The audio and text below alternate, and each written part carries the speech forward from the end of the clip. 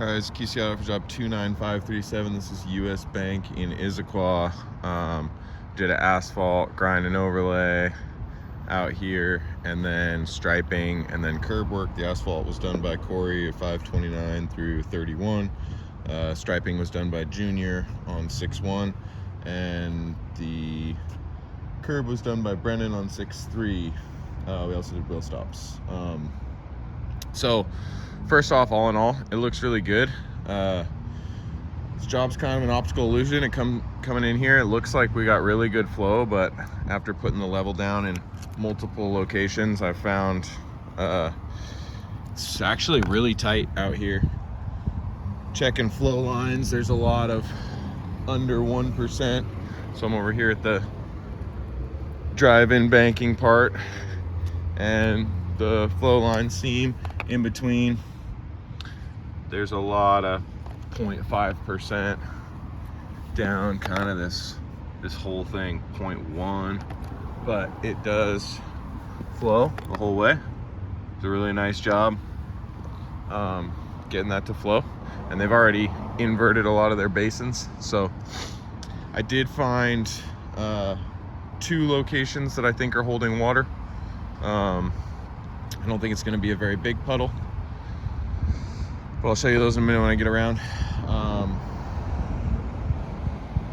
Then curb wise, the curb looks really nice, really straight, good even brakes, pretty good radiuses around the corners on either side, and it just looks good. That being said, I've been seeing this a decent amount lately. Little scrape mark from the mold itself. So if our mold isn't all the way clean and it's leaving a line, first off, we need to pick it up and clean it and then continue, set back down on it. But if it leaves a line, we also need to mag it out so we don't have that line. If that line was gone, it would be just super clean. So let's make sure we're going the extra mile with that.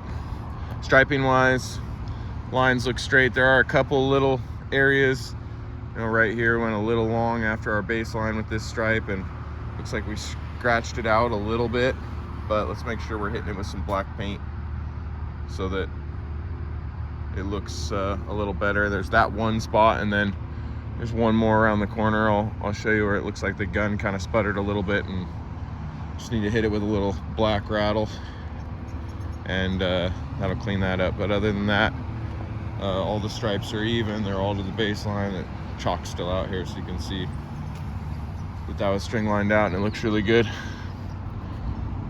Just another, the basin's been flipped, so flow's really tight. So both of the issues are right here on this side, where again it's got really tight fall,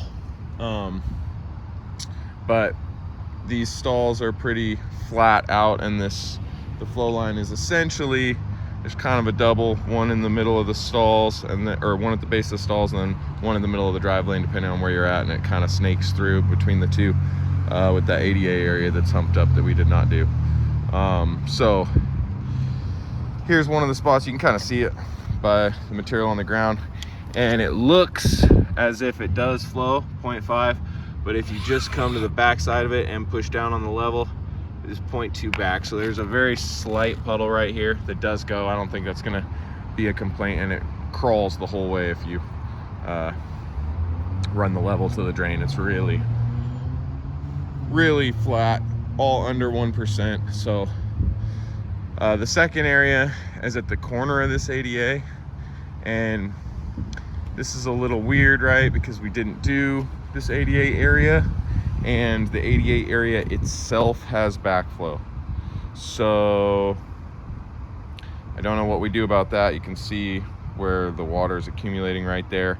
The water's all supposed to shoot this way down to the right to the basin, and the corner of the ADA droops down. So if we would have matched that in its entirety with the pave, we would have just put a huge puddle in here.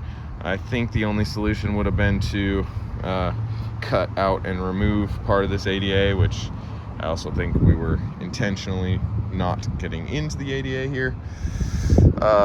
But it's decently significant. It's got a 1.9%, and as soon as you get over the hump right there, it starts to go down 1.2. So kind of from the ADA corner over here, there's a droop, and you can tell with our pave that we came down to it's 2% right there, and everything else is super flat. So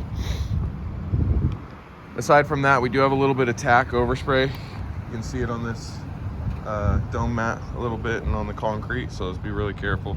Boot print up there when we're spraying our tack, that we're keeping it clean and not getting any tack on the concrete. This is that one spot that I was saying earlier with a little bit of overspray there. So let's just scratch that out and hit it with a little black rattle. Other than that though, like I said, the asphalt looks really good. You know, the tight flow lines are flowing throughout this whole thing. Good curb reveal. It's a job well done. Nice work.